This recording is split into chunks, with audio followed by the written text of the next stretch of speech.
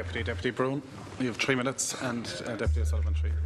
And I'm grateful to have the opportunity to contribute briefly today on my Independence for Change colleague, Deputy Mick Wallace's private member's bill calling for a commission investigation into the sale of NAMA's Northern Ireland portfolio, known as Project Eagle. And I think Deputy Wallace and his team have done sterling work in bringing grave concerns about the sale of Project Eagle to the attention of the House and indeed the wider public.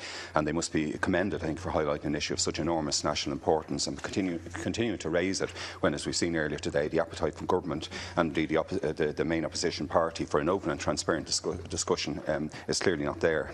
Of course, I was on the Public Accounts Committees of two Dáils for over 8 years, and we conducted, of course, many investigations, value for money and otherwise, into important expenditure of public monies. And while I acknowledge that the Controller and Auditor General is currently doing the investigation into the sale of Project Eagle, I see no reason why a Commission investigation cannot run concurrently to such an investigation. So I therefore strongly support Deputy Wallace's call for the Commission on the Northern portfolio. Of course, the general operation of NAMA has not been without its detractors, as you know, over the last 7 years or so, Cathaoirleach. The whole modus operandi and brief given to NAMA by Minister Noonan and his predecessor, Minister Lenihan, has been called into question over recent years by many economists and commentators. A few months ago, for example, the economist David McWilliams wrote a very strong piece called entitled "NAMA's Actions Have Enslaved Us All." And of course, the NAMA Wine Lake, the famous Wine Lake blogger over a number of years, posed the bottom line question of how citizens and this Oireachtas can truly assess NAMA's performance, given that we didn't know, in relation to individual loans, what was the par value of that loan, what was its NAMA acquisition price, and generally what was its disposal value.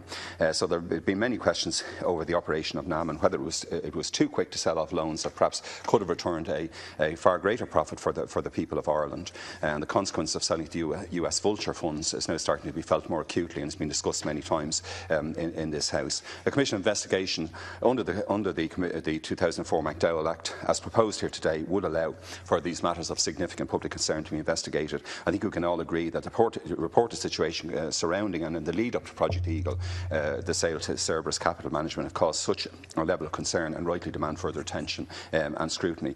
We've heard today, of course, the details that we know of the sale of the Northern Loan Book, comprising the approximately 850 properties, and the sale to Cerberus for just over £1 billion English sterling, 1.3 billion in pounds. And these assets, of course, were bought for £2 billion originally and were thus sold on for an even greater discount.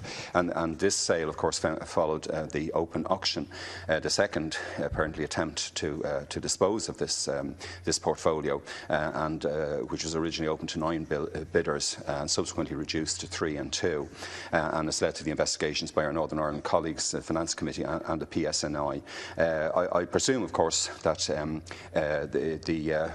underbidder, Fortress, that's been mentioned, and indeed PIMCO, would hope that due diligence would be carried out by this House and the Irish Government. And final point, of course, again, I noted the very strong speech made by the Fianna Fáil finance spokesperson, and the key point that he made was that the NAMA decision to proceed with Project Eagle was made in Dublin, and therefore we have responsibility, this House has responsibility for the transaction. Thanks. Thank you, Deputy O'Sullivan.